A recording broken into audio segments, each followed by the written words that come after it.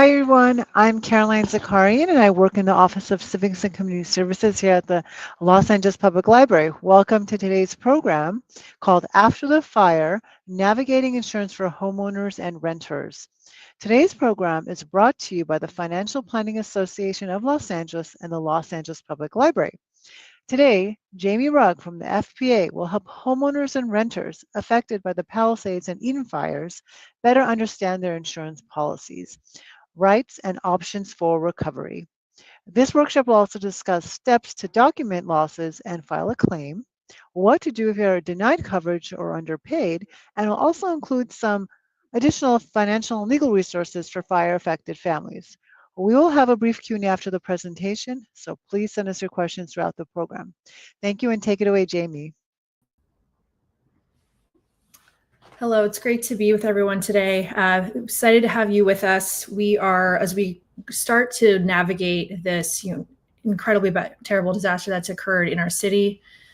One point I want to make, but as we get started, is this is going to be a long and lengthy process, and we want you to know, for anyone who has been directly impacted, there are resources in nonprofits and professionals who are here standing ready to help and assist you in any way we can. So please, we'll cover some resources after the end of the presentation, but please don't hesitate to reach out to those who are looking to do what they can to help support you during this really difficult time. So to get us started, the purpose of this workshop, we're going to speak for about 50 minutes talking about insurance, navigating your insurance policy. What does it really mean? What are those different items that are listed on there? And what to do if you actually have suffered a loss? Steps, what to consider, what to take advantage of, and start to think about it from a financial planning perspective of how we'd approach it working with a pro bono client or someone who's been impacted by this fire disaster. And after, we'll speak to more resources that are available to you, and then how else you can get involved and make sure that you have the resources that you need.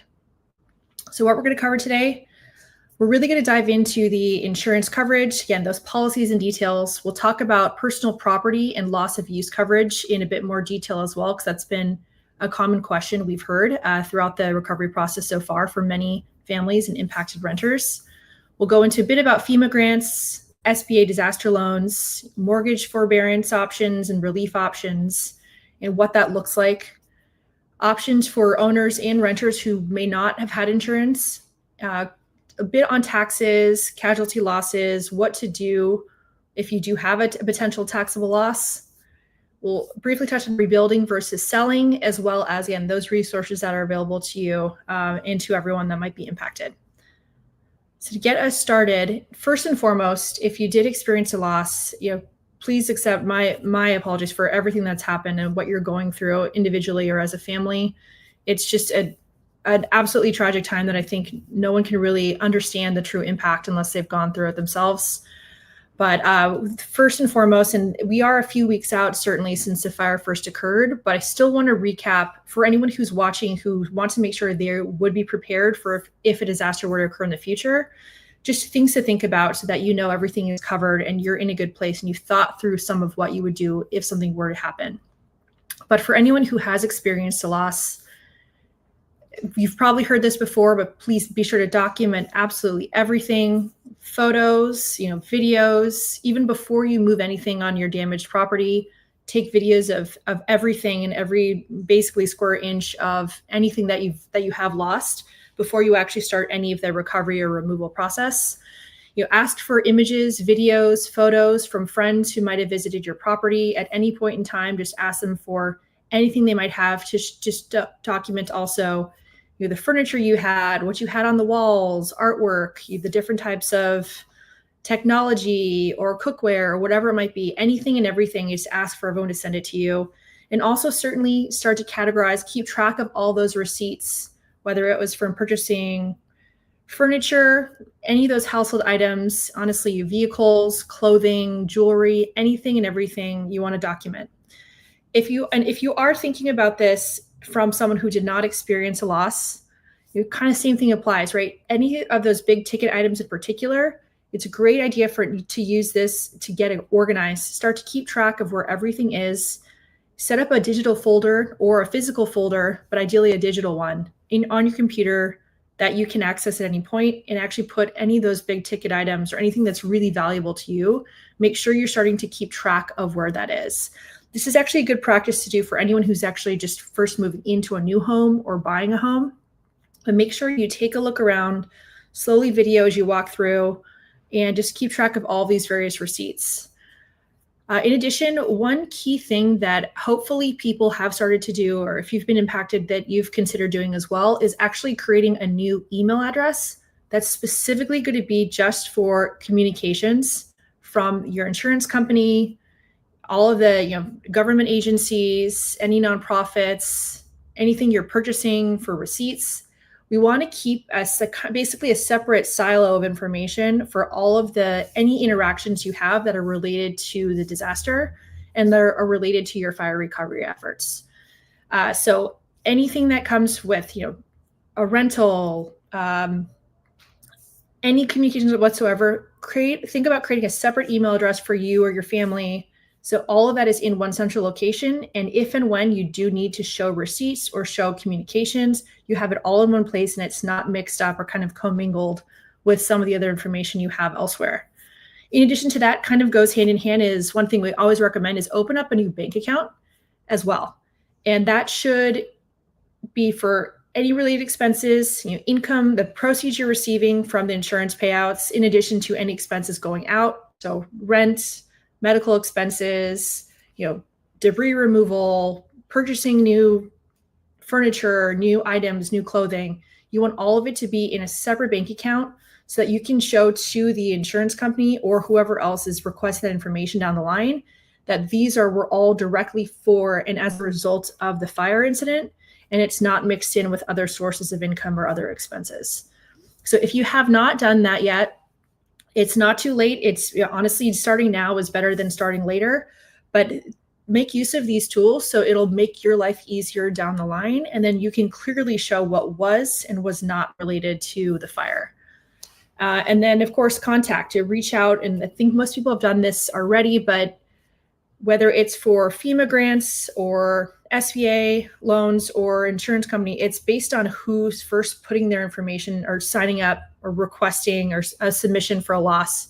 It's all based on where you are in the queue. So the sooner you can get essentially in line for some of these different programs or speaking to the different companies, the better. My guess is at this point, everyone has done that. But if you haven't yet, please be sure to do that. And even if you don't necessarily plan to apply for a certain type of grant or loan, which we'll get into a little bit later, it still helps if you've already started that process. So there's just a couple quick things. If this disaster has happened to you, or if it were to happen in the future, these are things to think about to help yourself get organized and make the process down the line hopefully a little bit smoother. What we really want to spend time speaking to everyone here about today is understanding your insurance policy. Think when we're in this first phase, and right now we are still in literally phase 1, 0 to phase 1 of the recovery effort. And that's usually the first 6 months after a disaster occurs.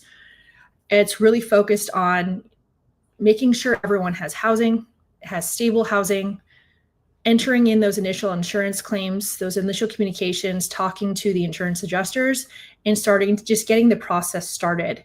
Realistically, we know though, for most homeowners, this is going to be a 2 to 4 year recovery process for everyone to get back to where they were, potentially even longer, depending on the specifics and the difficulties someone might be having either with their insurance policy or with the actual development of rebuilding of their property if they choose to do so. So we really want to go through the different pieces of this coverage and actually explain for anyone who has not been impacted directly by this disaster, but people who have, I think we all do, what do these different elements mean on your insurance policy, and how can you ensure you understand what's covered, what's not, and if it makes sense, if you would need to reach out to your insurance agent or carrier about potentially adding additional coverage. So if you've looked at your policy of late, you see there are kind of a number of different items listed, right? So first and foremost, you'll see the dwelling, which is naturally the actual 4 walls, the main home you have. And that does truly cover the 4 walls of the building, the actual structure itself. This is for a homeowner's policy. If you have a detached garage, a shed, a fence, something else that's not directly attached to your home, that's actually where the other structures coverage comes into play. And oftentimes you'll see that it's often around 10% of the dwelling coverage, but it does depend on the policy a bit. Then there's a section on personal property. And personal property is oftentimes a percentage as well of the overall dwelling. Sometimes it's up to 50%. And that does cover things like furniture, technology, clothing, household goods, anything that's kind of your own personal items within the property itself that you would take with you if you were to move. We will certainly speak to loss of use and additional living expenses, or ALE, you might have seen on your policy, and what that actually covers, because that's the part a lot of homeowners right now are navigating, and a lot of renters are navigating as they're trying to figure out, what is going to be covered by their policies while their home and dwelling has been, repaired and it's not habitable right now. In addition, two items I want to touch on here that are not as common, but they do exist for a lot of policies, and something for you to look at on yours is to review the extended dwelling coverage, and if you might have this. So what this is, it's kind of the bullet point 5 on here. Certain policies and certain homeowners do have what's called extended dwelling coverage. And this is essentially an extra between 20 to 50% coverage on top of your existing dwelling. So let's say your dwelling is covered for $500,000. If you had a 50% extended dwelling coverage, you would essentially have up to $750,000 in coverage. What that actually means, what that translates to, if you had a total loss of your home, $500,000 is what your home, the fair market value was estimated to be. It was completely burnt in the fires.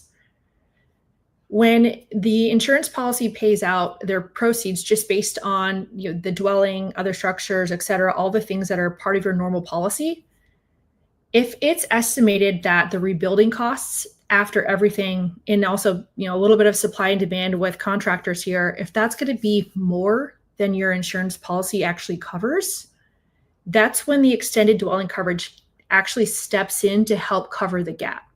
So let's say the actual estimate was actually going to cost $600,000 to rebuild your actual home, but it was your initial coverage was for $500,000. The extended dwelling coverage steps in to cover that $100,000 funding gap and pays out to the homeowner so that they are actually going to be able to rebuild without having to come out of pocket. This coverage is not available necessarily everywhere. Some homeowners do have this and they aren't even aware of it. If you are in the situation where you're not sure, or you're reviewing your policy now, just given what's happened to our city, take a look through what is listed for your dwelling, how much you're covered, and also see if it's something that's of interest to you, if it's a concern of yours. You could see if you could get extended dwelling coverage if you don't already have it. It's usually going to be listed underneath, just like the dwelling, other structures, personal property, and it should be under there as well for one of the included items. I will tell you from our work, and as my work as a pro bono director for the Financial Planning Association of Los Angeles, when we've met with Woolsey fire survivors a number of years ago, a lot of them were underinsured. And that's something we'll touch on a little bit later. But that underinsurance, what that really means is they might have to come out of pocket in order to rebuild. It's a terrible situation that we're seeing already, and we're going to be seeing a lot more of over the coming months as homeowners are finding out exactly how much is going to be covered, and their insurance companies are actually going to pay out to them based on their policy. So if you do have this, or if you're considering reviewing your coverage, or you're thinking about if you did lose your home, what you would do in the future, extending dwelling coverage can really, really be a huge differentiator for not having to, making sure you're whole if something were to occur. Granted, if there is extended dwelling coverage, oftentimes the premium is going to be a little bit higher because it is covering in the case the dwelling coverage is not enough. So something to consider within the context of your cash flow, and if that makes sense. The last kind of main bullet point here is ordinance and law coverage. For many homeowners in the Eaton and Palisades fires, they might have lived in their homes for 20, 30 plus years.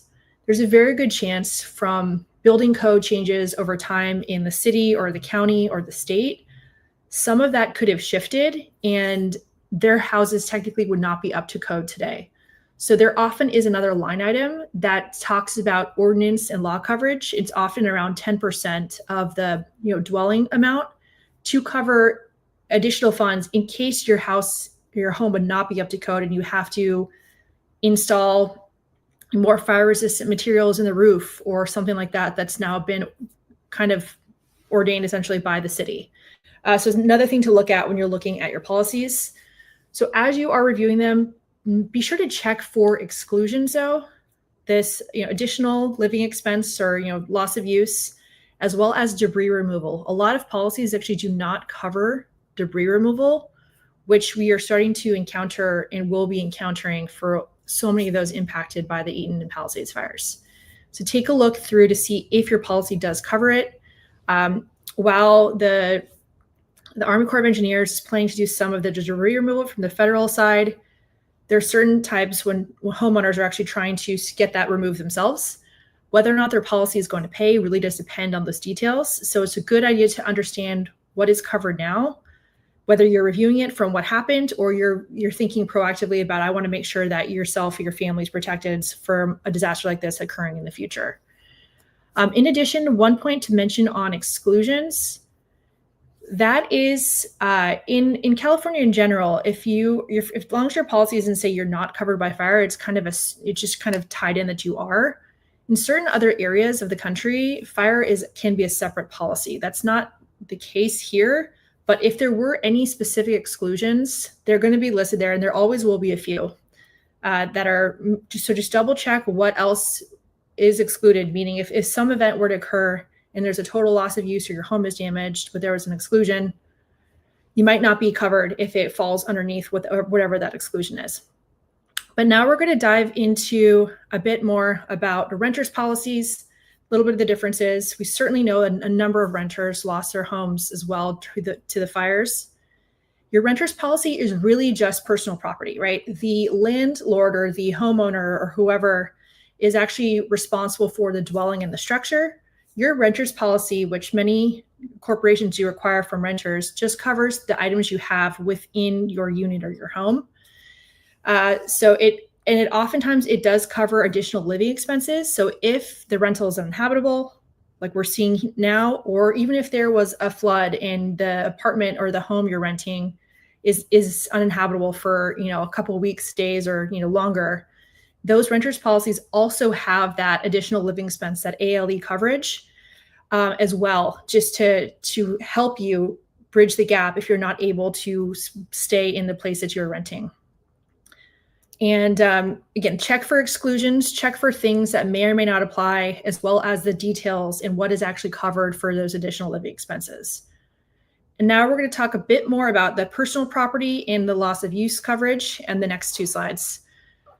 Another key area when looking at your policy is if it's listed as replacement cost or actual cash value for the actual things you own in your home.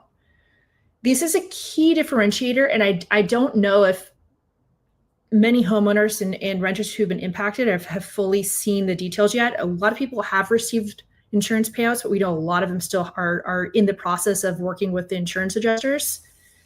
Replacement cost is kind of like the name sounds. Whatever items you had, if it was covered replacement cost, the insurance essentially policy and company is obligated to repay to fully replace and get you a brand new one of whatever that item was.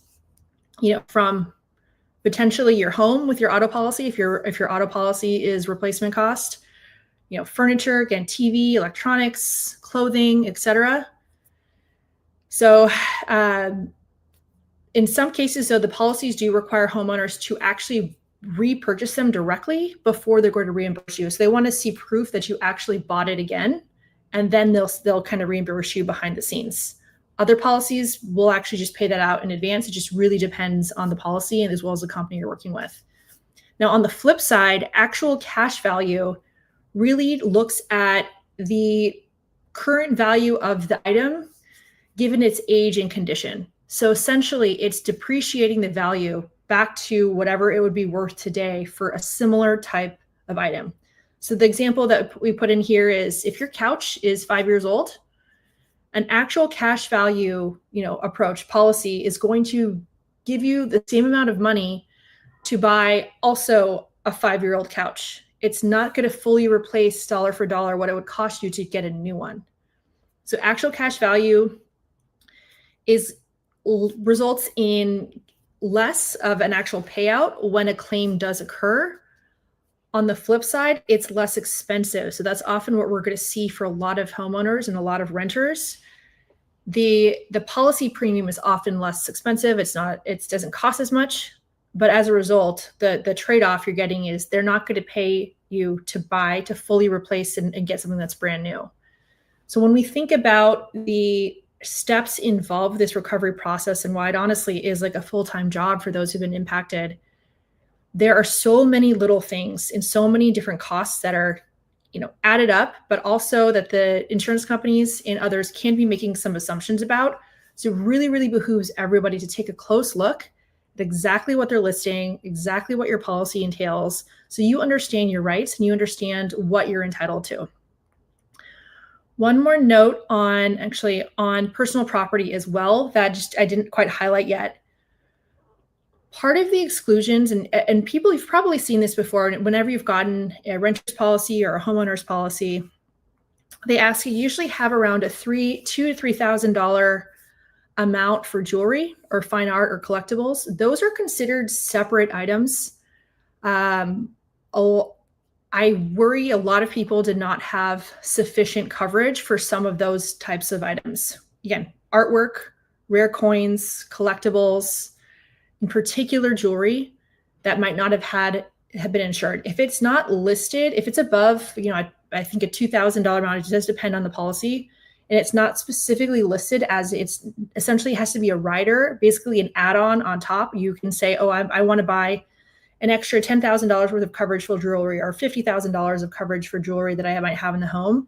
If you didn't have that specifically purchased in part of your policy in advance, they're not going to cover that, because those are generally excluded. They're easy to lose.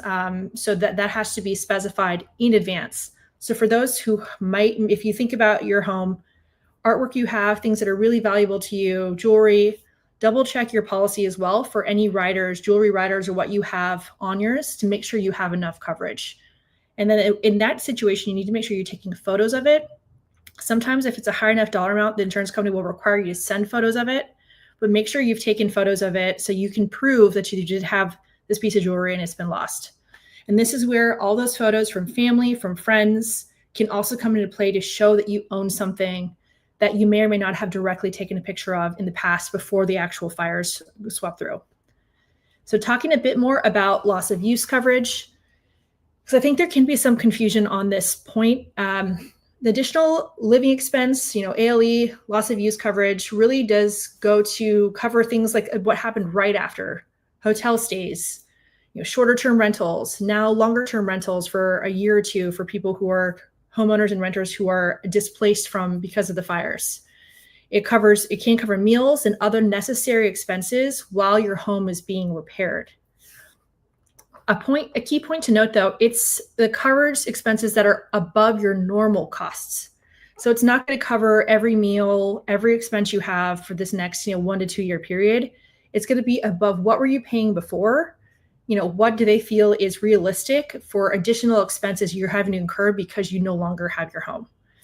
So for the example I put in here is if your mortgage payment on a monthly basis was $2,500, you are not able to live in your home right now, you've found a new rental, it's $3,000 a month, that additional living expense covers that $500 difference. So that delta between what you were paying with your mortgage, the $2,500, and then also what your new rental is. So the difference between the two to try to help make you whole. Since again, the loss of use is not your fault. It's unexpected. I know something horrendous that happened.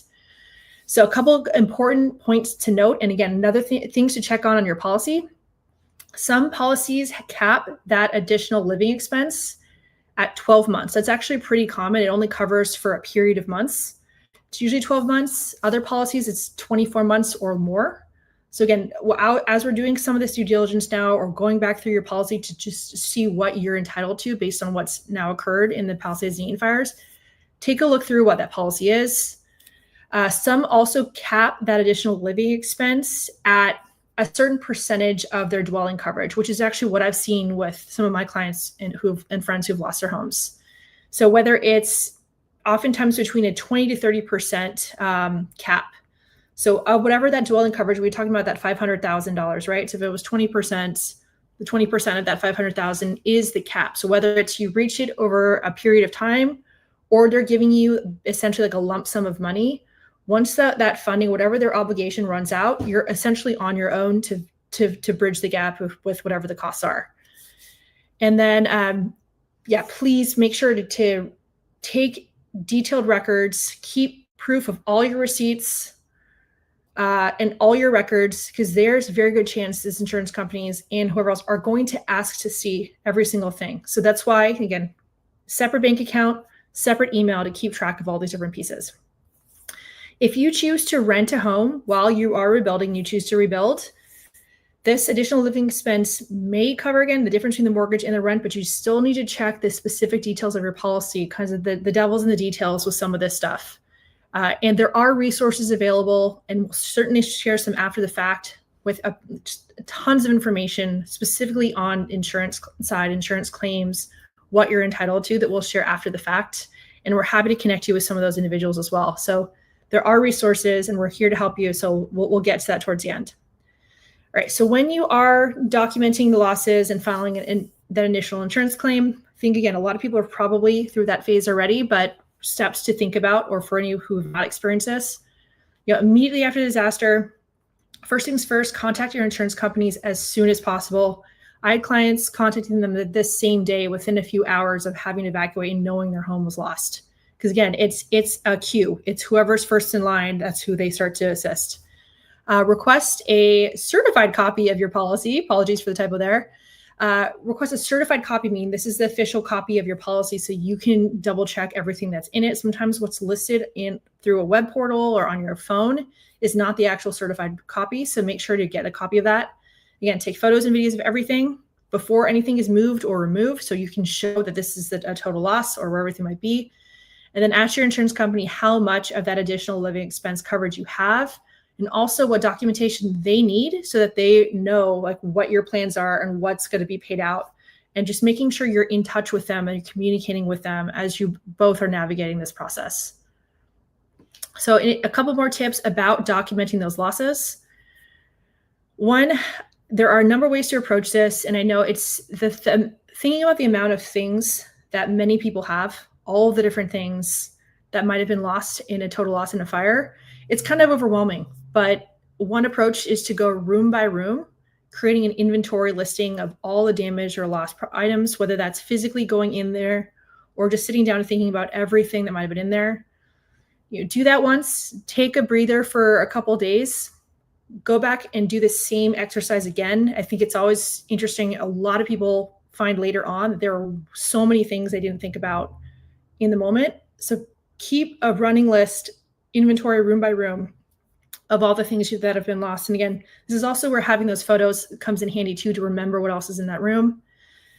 And then making sure you have copies or proof of ownership of certain things. Again, photos or receipts, credit card statements showing you purchased a specific type of clothing or furniture or something else in the home, warranty registrations, anything like that. And then there are some free tools to help document those losses. The IRS Disaster Loss Book workbook is a good one. And then United Policyholders, which I was just briefly referencing, has a home inventory guide to help step you through too of the things to think about, consider, did you have this, did you not, to start to document these various losses. And when you do go about filing the claim, request that a detailed loss estimate from the insurance adjuster. A lot of what we're going to see now is a bit of a back and forth between the insurance adjuster as well as the homeowners or renters who are filing these claims, and kind of navigating that dynamic and that relationship to ensure they're getting everything they're entitled to. But make sure you request that detailed loss estimate from the insurance adjuster, because that's actually what they're using to break down exactly what's lost. If they're applying the actual cash value versus replacement cost, the estimates they're using for some of these things. So make sure you do request a copy of that. And then separately, you could even request a copy of that from your insurance carrier in general. If you did not lose your home, you could ask for a detailed, loss estimate or an estimate of what it would cost to rebuild is what they actually use when they figure out how much dwelling coverage you should actually make sure you have. So these are things you can always ask your insurance company just to see what assumptions they're making and make sure you're on the same page, you understand. But going back to this for filing a claim, compare the detailed loss list to your own, what you've documented, what you've lost. There are very often going to be things that are missing, not included, weren't counted properly. So it's up to each individual to really advocate for themselves in this situation to make sure they're getting everything you're entitled to as a result of this fire. If the insurance settlement is too low, and honestly, I know a lot of them are going to be, just given how many homeowners own these homes for so long, and they were probably underinsured given the increased building costs and everything today. There are a couple of things you can do. Submit additional proof of losses. Check that list. What else did they maybe not cover? Request a second inspection from the insurance adjuster. You can also contact a public adjuster and request and pay for one yourself to have them actually come out and assess your property and go through that. If you're really feeling like the insurance settlement is too low, there are other resources also. The California Department of Insurance, United Policyholders that I mentioned, will share their website a little bit later on in the program here. And there are a number of other things so that you can advocate for yourself to ensure you're getting everything you're entitled to. This is a process, and I know it can be really stressful, but you do have resources at your disposal, and you have people who are there to help you. And the one thing though is, do not immediately accept whatever the settlement is. If you feel it's too low, do not take that kind of essentially first offer. Make sure you're going through line by line and ensuring you're getting everything that you are entitled to. There'll be more to come on that later too, but there are, again, other resources, and that usually can happen a little bit further on in the process.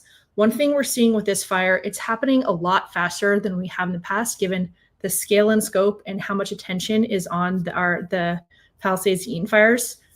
So don't rush, and don't, as much as you can, take your time and let yourself navigate this whole process so that you, again, are getting everything that you should be getting. If someone has been denied, or if your claim is being underpaid, these are the most common denial reasons. The insurer says, your policy excludes wildfires. That really should not apply to anyone here. But again, you always want to double check why they're saying whatever they are saying. The damage assessment that they're conducting is lower than expected. That's also where getting a second opinion, a second adjuster, or a public adjuster to come take a look can be helpful as well. And then the adjuster might have overapplied the depreciation if it was an actual cash value policy, meaning they're giving you money based on the age and condition of whatever the items are in your home or of your home, versus actually replacing it fully. So just double check if they're over applying the depreciation, saying, oh, well, this couch or this thing is actually 25 years old, so we're giving it this $100 value versus maybe it's really worth $10,000 still. So again, going through line by line for these different things. Something that we have come across, and I've certainly know of friends of clients who've come across this too, is the insurance carrier is claiming your trust owned the property. Someone did some estate planning. They put their home into, like, the owner of the home was actually their trust. The trust was not listed on the insurance policy. And the insurance company is claiming, they're not actually an interested party. We have seen this happen. I know there have been some reports on this on the news. Technically, that's not really valid. Whoever the homeowners are still interested parties, even if the homeowners are the insured. They're still interested parties in that. So that's some wiggle room. We've seen some insurance, a couple claims that have tried to deny claims outright, saying that the trust was actually the owner, not the individuals who lived in the home and owned the home. But there are some protections with that in California. So again, make sure if you are being denied or underpaid by any of these claims, you're contacting the various government agencies and they're working in the insurance company, and you know your rights and what you're entitled to. And that's where, again, request a second inspection for some of these, contact a public adjuster, contact the California Department of Insurance. And again, those resources on United policyholders that we'll speak to in a little bit as well. All right, on the next one. So talking about FEMA grants, who qualifies and how to apply. There's been a bit of confusion, I think, for everybody with like the FEMA grants and who is and who doesn't qualify for this. Technically, if your home is in a federally declared disaster area and you have uninsured or underinsured losses that are not covered by your policy, that's in general who would qualify, right? But that doesn't mean that everyone who has a homeowner's policy is automatically excluded. It's absolutely still worth it to go through the motions of applying for the grant. And a key point that I've been emphasizing with pro bono clients here, these are grants. Everything else we're going to be talking about after are loans that have to be repaid. These are actually grants from the federal government. So even if you don't think you are going to qualify, it is still worth it to apply, because this technically would be free money as a result of you going through this terrible disaster.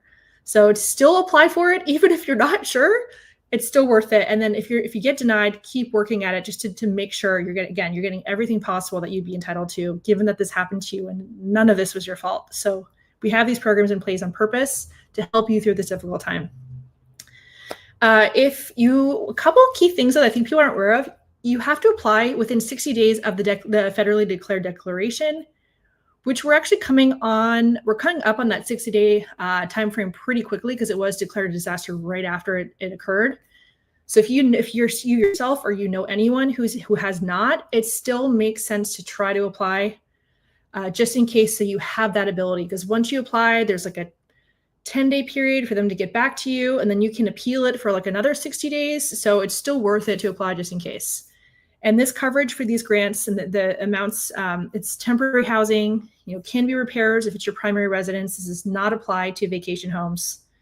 There is some coverage for personal property. It's limited. It's not going to replace everything you lost. And then any medical expenses, dental expenses, funeral expenses, if unfortunately that was related to this disaster, that any funds used for that purpose would be appropriate for the FEMA grant as well.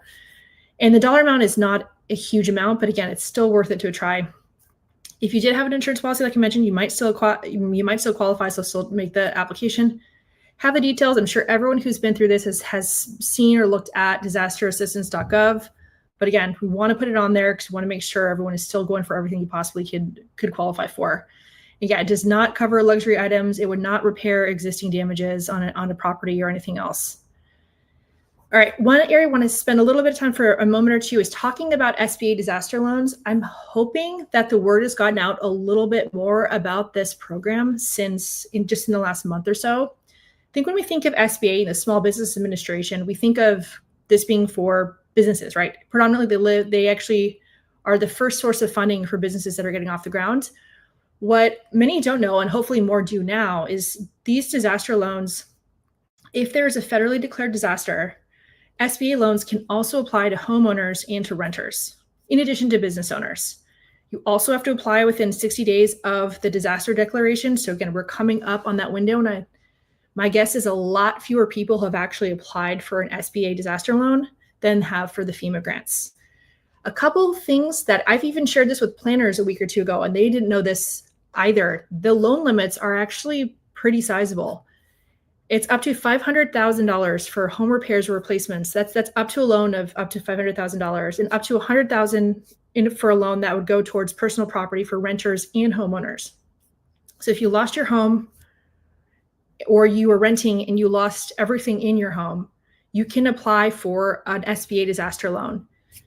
Above $25,000, there are some income verification limits, and it is, of course, really important to point out these are still loans. They do have to be repaid. This is not free money, essentially like the FEMA grants. These are loans, but when we're looking at the cost to rebuild taking years, or your additional living expense coverage might not be enough to carry you through until your home is fully ready to be moved back into, we want to find ways to bridge the gap. How do we find that other sources of funding to make sure you're going to be okay? The reason these are so attractive, and my one ask from everyone here is if you know someone, if you've been impacted, or you know someone's impacted, make sure they're aware of SBA disaster loans that can help them during this time. The interest rates, again, this is variable, so I need to double check these are still accurate as of today, but they can be between 1.5% to 5% on a 30-year fixed period, 30-year fixed loan, from 1.5% to 5% on these loans. Again, they have to be repaid, but that is significantly lower than what you could get for a mortgage right now. And that's part of it because it's this federal program. Whether it's the 1.5% or the 5% kind of depends on the amount of insurance coverage you have. There's a little bit of a factor there, but this can be huge for people trying to, again, get their home building back off the ground, make sure their family's okay in this intermediate period if they do decide to rebuild. So steps to apply, sba.gov/disaster.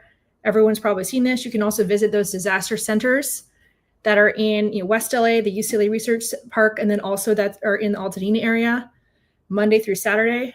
So they do have representatives there, and that's been, for people I know who've lost their homes, it's been a really efficient way to be able to just reach everybody. I know the LA Public Library has a booth there, a desk there as well. And so another tip, even if you don't want to apply for the SBA disaster loan, kind of think about applying anyways, because again, 60 days after declaration, it has to be, you have to apply within 60 days. That is coming up pretty soon. And if FEMA denies your grant request, you may be eligible for that SBA loan as a backup. So again, it would be, technically pulling your credit. There can be some income verification depending on the limits, but this is a really inexpensive way to try to help. And one note, because I can't help myself and I'm a financial planner, I've heard a lot of people talking about taking money out of their 401ks to cover, like withdrawing or closing out their 401ks in order to help in this period. And I behoove everyone here, please don't do that. Please don't do that. Please make use of these other resources, disaster loans, home equity line of credit, all these other things, a different type of loan versus withdrawing retirement funds that are really, really earmarked for your future and taking care of yourself in your later years in life. That is my PSA to everybody. Please do not pull out of your 401k unless that's the only recourse you have. Please make use of these other programs, and so that you're not even more impacting your financial future down the line. For mortgage forbearance and relief options, some of this has been covered a little bit in the news. But pretty much every insurance company does have some sort of forbearance option. I want to spend a minute just kind of going over some of the details, right? Because some of them is 3 to 12 months of suspended payments. That does not mean these are being forgiven. These are still have to be paid later, which I think is a misconception right now. Unfortunately, I know it sucks because the fires were not your fault and this loan payments are still coming due, but make sure you are contacting your mortgage company directly. They know obviously what's been happening. They're here. Their whole goal is they're basically required to work with you to figure out a way forward when you've been in a federally declared disaster area. So when you hear loan modification, what that really means is adjusting your monthly payment amount. For a payment deferral, if that's what's being offered to you, that essentially is kind of moving those payments that you might be skipping now and plopping them at the end of the loan. So, 15, 20, 30 years from now, whatever it might be. And then if they're going to offer a repayment plan, that can actually just spread out those missed payments over the next several months versus tacking it on to the back where you might be paying more insurance. For FHA, VA, USDA, Fannie Mae, Freddie Mac loans, there are a couple other options. Fannie Mae and Freddie Mac automatically allow 12 months of forbearance, meaning 12 months of suspended payments where you don't have to make any payments. FHA does not apply late fees or credit, and there's no credit impact for anyone who's going through this disaster. And then VA disaster loan assistance, you can request loan modifications directly if it's a VA disaster or a VA loan. But again, contact your lender as soon as you can, ask what options they have available, and also get it in writing before you accept any sort of forbearance plan so you understand where that payment's being added onto, if it impacts anything with your credit. You want to know all those details in advance so that you're not signing up for something that you will regret later on. But there are options. And you can keep asking them if it's not quite what you're looking for, see what else is available to you. All right, for homeowners and renters who did not have insurance coverage, and we know there are people in that situation and people in our community that are in that situation.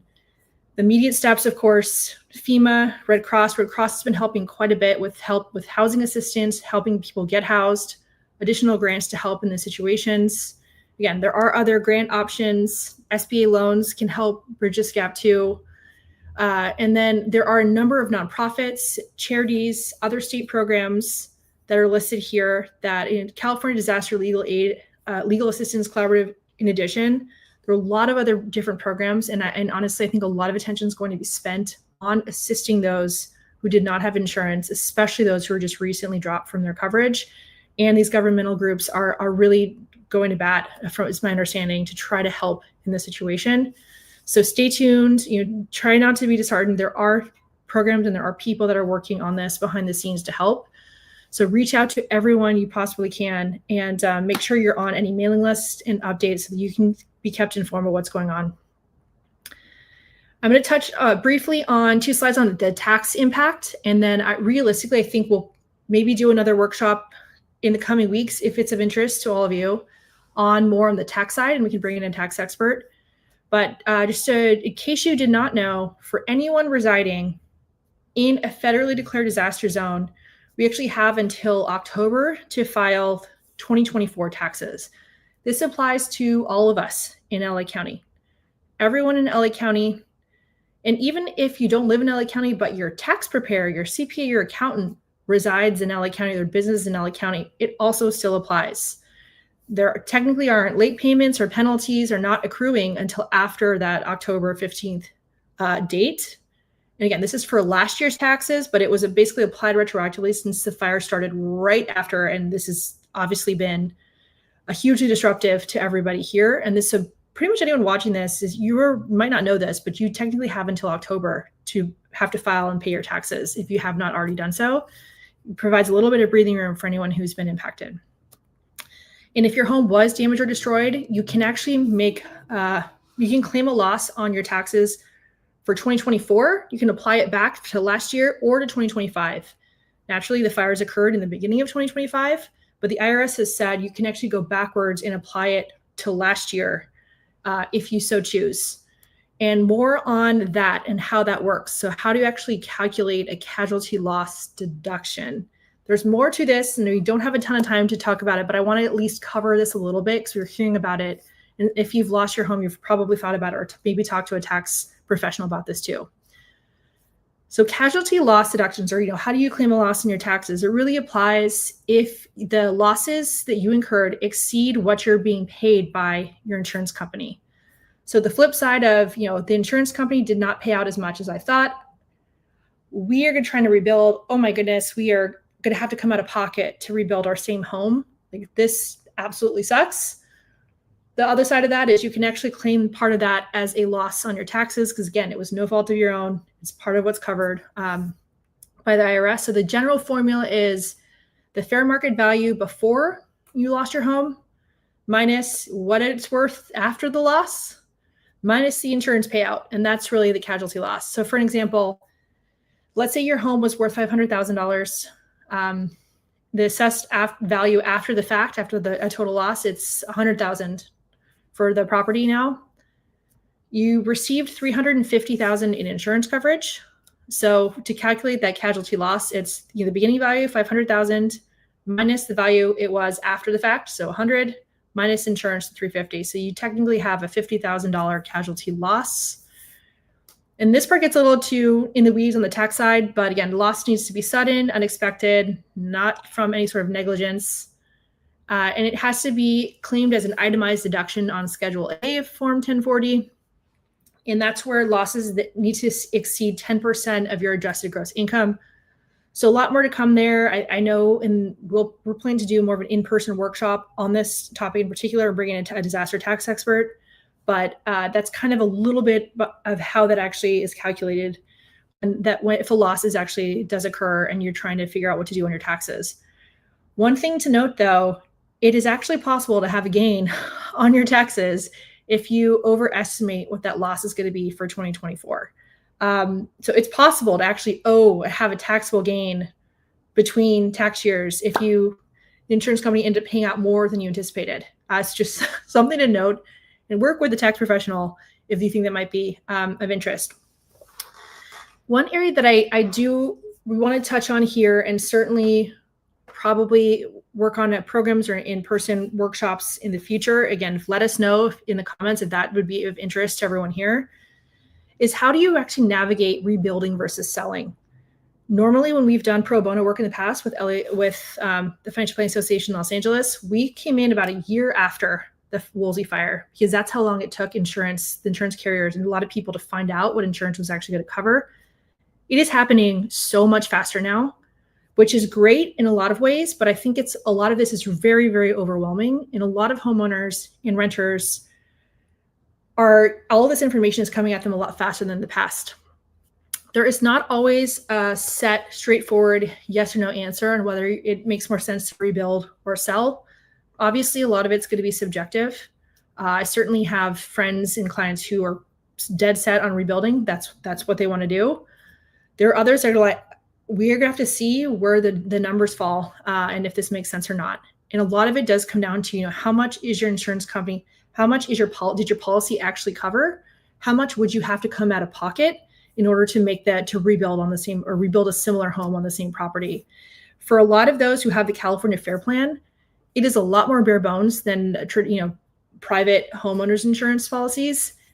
And a number of those people are probably not going to rebuild, just given the coverage amounts are just not at the same level as private insurance.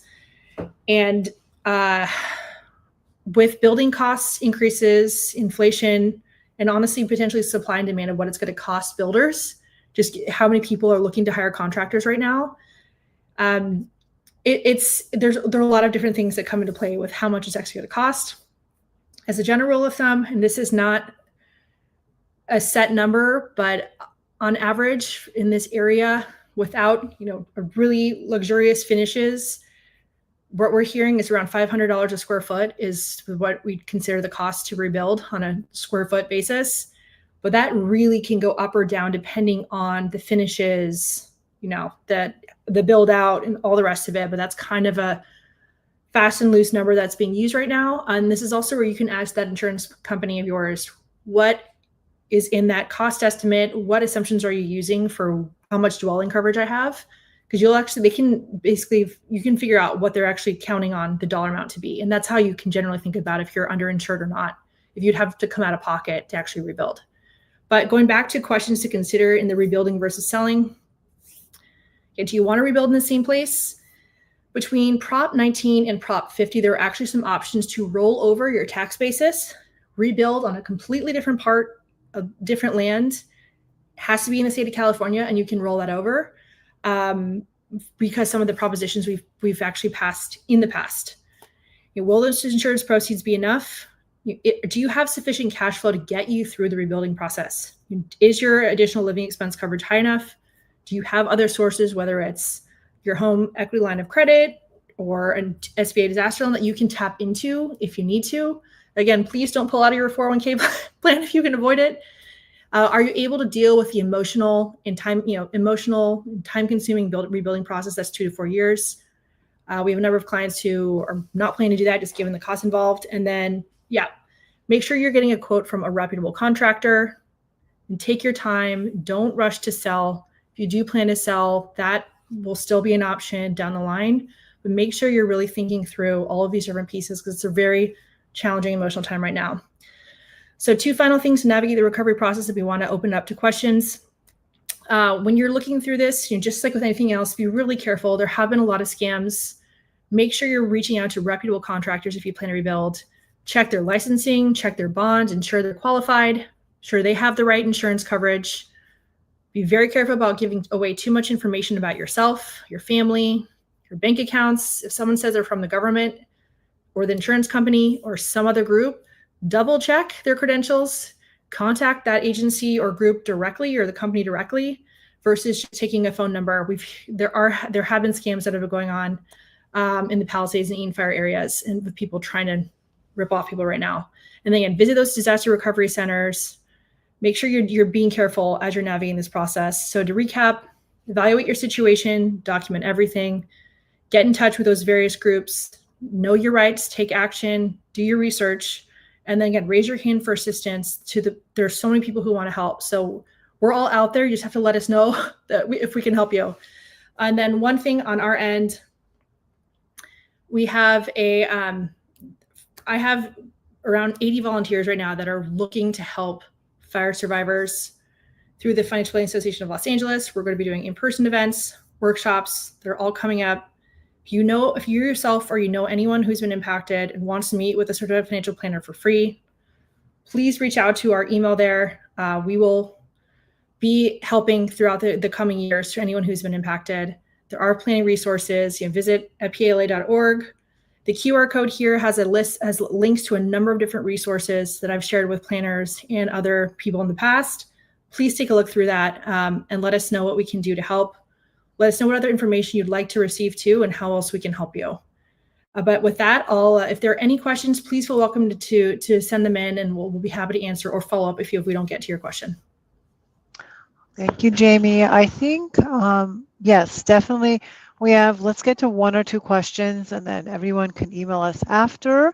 What happens with mobile homes whereby we own a home but leaves the land? What happens there? It's a great question. And honestly, I'd be happy to follow up just to make sure I'm giving you the right information. But in general, the insurance policy would be, because it is a mobile home, it's kind of a combo of that auto policy with homeowners. I'd be curious what the specifics say in your policy, and happy to take a look at it too. But technically, yeah, your insurance would only cover the actual unit itself. But yeah, I'd have to double check exactly where the lines are going to fall. I'm not sure if you're planning to or if you're able to replace that fully, or it's probably going to be actual cost value versus replacement cost, actual cash value on replacing the actual unit. But if you follow up and reach out to the library, I'd be happy to just check in with you directly and look at the policy. Okay. Thank you, Jamie. We'll do one more, and then we'll put our email address to contact us. What if my insurance payout is much lower than expected? Like how does one challenge that when the insurance payout is not as much? Yeah, that's kind of one of those key things, is asking for that detailed, estimate, the detailed list of what they're using, what's actually covered, what's not. The process to go through it is to reach back out to them again, engage in the process, ask for a secondary inspection or a second adjuster to look through. You can also then reach out and hire one yourself if you don't think that what they're saying, if they're saying that your losses are lower and it's higher. That's where people are often going to a private adjuster or even a state adjuster to ask to actually have another review, just to double check what they're eligible for. But don't just immediately accept if someone is saying it's, this is all you get. Work with them, essentially push back, make sure you're getting the information that they're using, and you're comparing it to your list, to your documents of what you had. Oftentimes it comes down to the contents of the home, what they're actually going to cover. But ask for every piece of information you can, and then compare it with your own notes and your own records. Perfect. Thank you so much, Jamie. Okay, so I'm going to put our email address, and if anyone wants the slide deck or you have more questions, so it's lifelonglearning@lapl.org. We'll put it up here in the presentation. So everyone, once again, it's lifelonglearning@lapl.org. And you can email us and we'll get back to you as soon as we can. And once again, thank you, Jamie, for a great presentation. If anyone missed any part of this presentation, it will be available for viewing on LAPL's YouTube channel. That's youtube.com/Los Angeles Library. And the Financial Planning Association with Jamie will be back in April for its Financial Literacy Month. We're going to have 2 Financial Literacy Day events. There's one at the Central Library, Saturday, April 5th, and we have 2 more branch events coming up. During these events, anyone can make an appointment for a free one-on-one consultation with a certified financial planner. And then the branch events, we're planning to also have a disaster resource workshop component as well. So more information coming up in the coming weeks. And thank you again, everyone. And then also, let me put our website for that, lapl.forward. Yes, thank you, Hilda. Okay, lapl.org, what's on calendar, but there will be a separate website for Financial Literacy Month, and that's going to be coming up soon. It'll be on our homepage. So thank you again, and have a great rest of your day. Bye, everyone. Bye. Thank you, everyone. Take care.